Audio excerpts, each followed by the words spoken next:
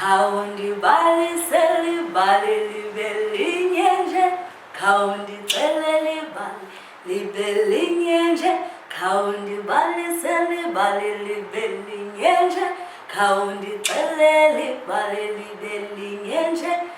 Nal'ibali uqeqesha abantwana, Nal'ibali ufundisa abantwana, Nal'ibali unwabisa abantwana, Nal'ibali ubuyisa abantwana. Aqala njani amabali? Kudala kwakukho umfazi owayehlala nosapho lwakhe elalini ekumhlaba wombuso wakwaZulu. Rhoqo ngeecawe olu sapho lwalusihla luye kulwandlekazi olukhulu olwalukufuphi apho.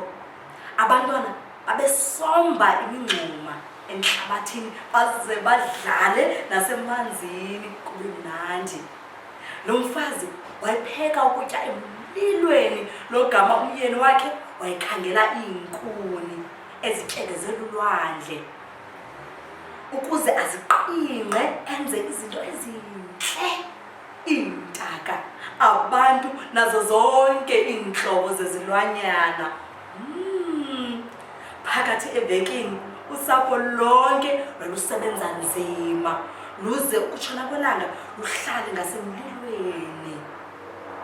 Ngeli xesha kwakumnyama kakhulu ukuba asebenze okanye badlale okanye bachwele, kwaye nalingekafiki nexesha lokuba balale. Kungeli xesha kanye ke apho abantwana bathi bacele umama wabo ukuba ababalisele ibali. Mama, babongoze ngelitshoyo, sifuna amabali torho, nceda usibalisele libe linye. Kodwa wathi akuzama ukucinga ngebali akatsho ukuza nalo. Wayengekho phakathi kwakhe nomyeni wakhe owayenebali onokubalisela abantwana. Ngenye imini lo mfazi wagqiba kwelokuba acele uncedo kubamelwane bakhe. Ingaba akho amabali eninawo? Wababuza. Hayi, bahlunguzela intloko, asinawo. Kwakungekho mabali, kwakungekho maphupha, nto leyo ethetha ukuba kwakungekho mabali anemilingo. Umyeni wakhe ucebise ngelithi, mfazi, ndicinga ukuba uhambe uyokukhangela amabali. Mna ndiza kubajonga abantwana nendlu le.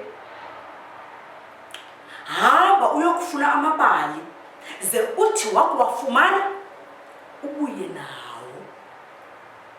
Uthe ke lo mfazi wanga usapho lwakhe ze wahamba. Wagqiba kwelokuba abuze isidalwa ngasinye adibana naso ukuba asinalo kusini na ibali esinokumchazela lona. Isilwanyana sokuqala ahlangene naso yayingumvundla.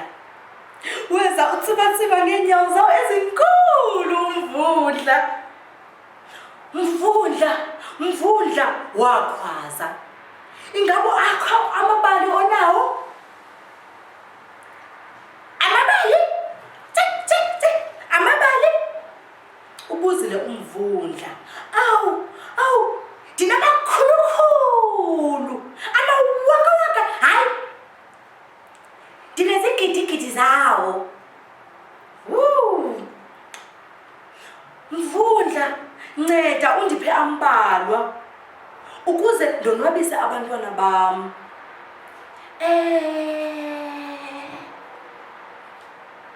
Watsho umvundla. Hayi, andinalo ixesha ngoku. Kwaye ke amabali emini hayi khona. Watsho utsibatsiba usimka umvundla. Emva kwexeshana ubone isikhova. Xa sibuza ngamabali savuthulula impiko sazo ngomsindo.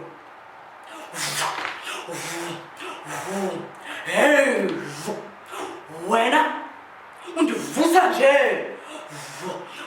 Andinamabali mna. Yiya kukhozi olukhulu. Lulo olungalaliyo emini.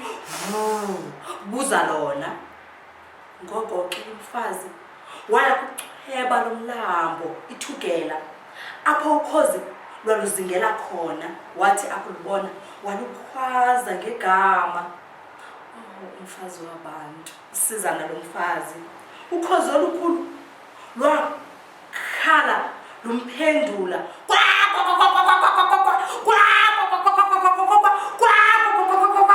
Kutheni undiphazamisa ndizingela nje? Ukhozi olunobulumko, watsho lo mfazi. Ndikhangela amabali. Ingaba uyazi ukuba ndingawafumana phi na? Ewe, lwatsho ukhozi. Ndiyazi ukuba ngubani onokukunceda. Yiya kulanda ukudibana kuyo iliwa lolwandle. Yima apho ubize ufudo lwaselwandle olukhulu. Lo mfazi walubulela ukhozi, wemka ethoba ulwandle. Walukhwaza kabini. Nje kuphela ufudo olukhulu lwaselwandle lwaza lwanyuka luphuma emanzini. Kuvakala ukuphaxaza kwamanzi okukhulu.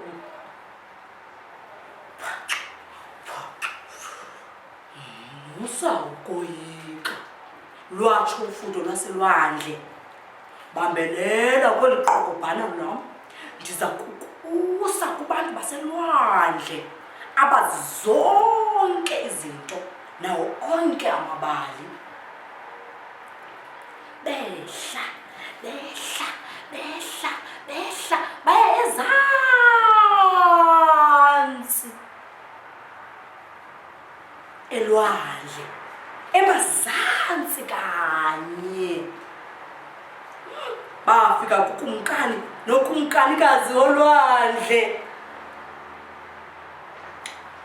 Ngubani lo ngoku? Wabuza ukumkani. Lo ngumfazi ovela kumhlaba owomileyo ophezu kwamanzi ethu. Usebeze watsho kumkanikazi. Ufuna ntoni, mfazi wasemhlabeni owomileyo?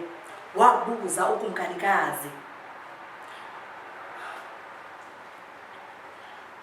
Amabali, kumkanikazi. Ingaba unawo kusini na? Andiwafumani. Ndiyawacela amabali. Ndiye nawo kubantu bam.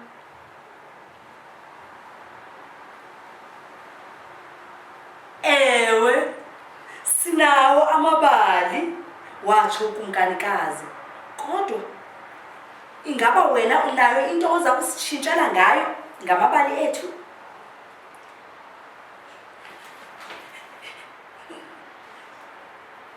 Ningathanda ndininike ntoni? Wabuza umfazi. Ukumkani nokumkanikazi bancuma. Bantwana bam, yazuza kuwafumana na amabali. Asikwazi ukuya kumhlaba wakho owomileyo. Singathanda ukubona ukuba unjani. Ngoko ke siphathele into ukuze sibone ukuba zinjani izilwanyana nabantu abaphila kuwo. Ndiza kwenza njalo, watsho umfazi. Ufudo lwaselwandle olukhulu lwamthatha lwambuyisela kumhlaba owomileyo, lwaza lwamlinda. Lo gama wakhawuleza ukugoduka ukuya kuxelela umyeni wakhe konke ngohambo lwakhe. Watsho echulumancile umyeni. Ndiqingqe izilwanyana ezininzi neentaka nabantu. Ungazithatha zonke, nkosikazi.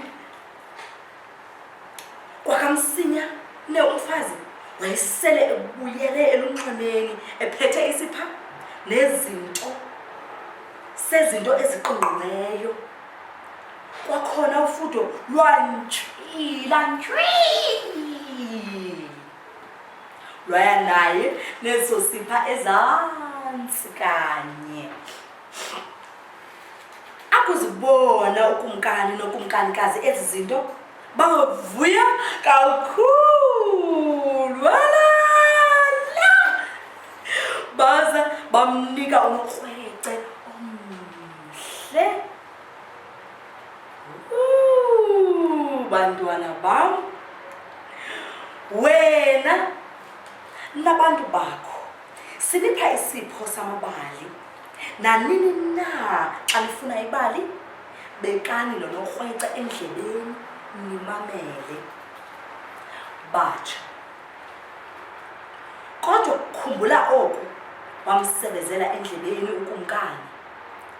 Ibali lakho lokuqala liqala ngohambo lwakho lokuza apha kuthi. Uthe xa umfazi ebuyela elunxwemeni, umyeni wakhe, abantwana bakhe kunye nabantu bonke belali babe bemlindile. Babe base umlilo omkhulu onqanqaza utaka intlantsi ebumnyameni. Ke ngoku bonke bamkhwaza, sibalisele ibali, sibalisele ibali. Umfazi wancuma ngomncumokazi olukhulu, waphakamisa unorhwece wathi, ewe, nali ibali, nali ibali. Mamelani. Leke yaba indlela ibali lokuqala elabaliswa ngayo. Emva koko lo mfazi wabeka unorhwece endlebeni, wabalisa amabali amaninzi. Kwaye ukuba le lali libali lokuqala olivayo, khumbula ukuba maninzi kakhulu amabali asezayo. Enkosi.